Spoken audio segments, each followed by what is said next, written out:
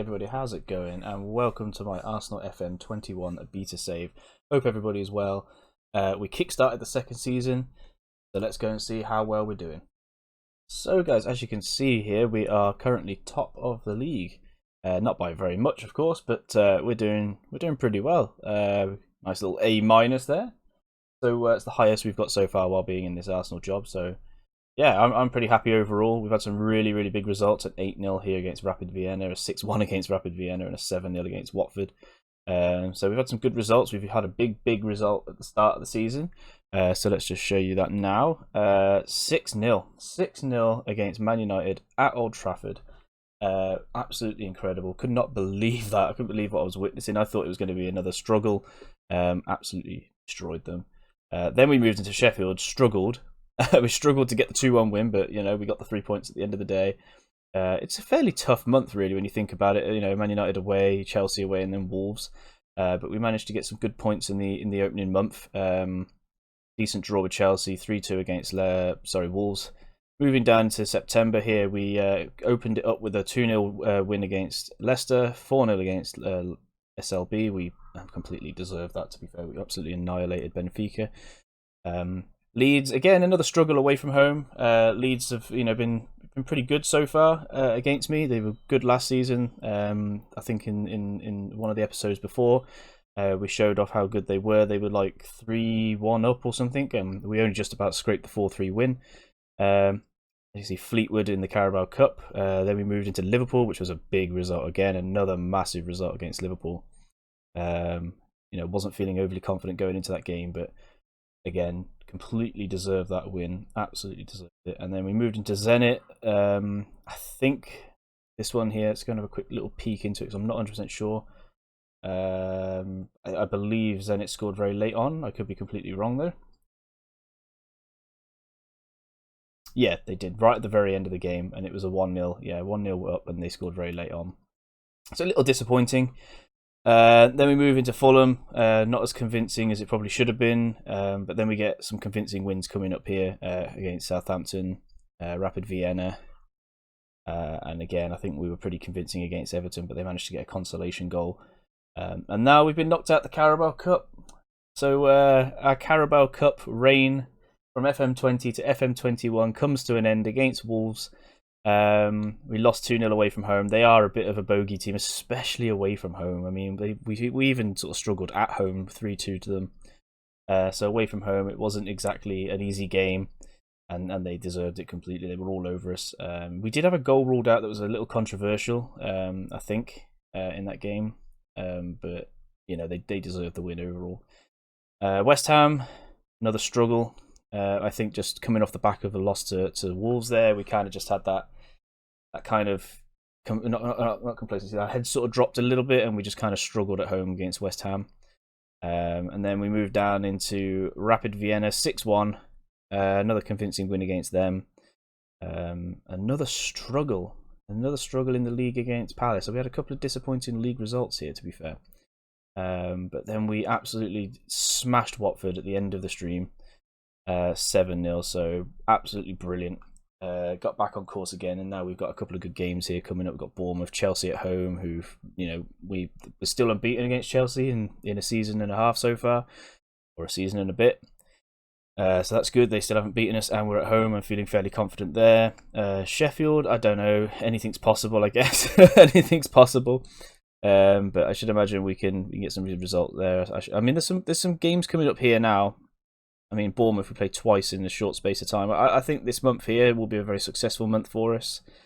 And then we'll start to get in a little bit tougher here when we start to play City and Liverpool and what have you. But yeah, I'm feeling quite confident going forward that, in the month of December, going into the January transfer window, we can get some good results here. But it's been definitely a good start to the second season, 100%. And if we have a look at the league table just now, let's open it up a bit. We've won 10 out of 13 and drew 3, scored a total of 33 goals. That's 10 more than Man United in second place.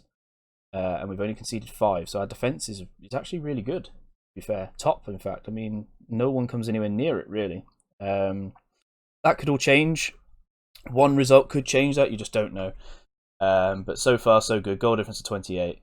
and I'm fairly happy with how it's going so far. Man United have definitely turned their fortunes around 100%. But yeah, I'm looking quite good at the top at the moment. I feel like with the month ahead as well, I think we can stay there.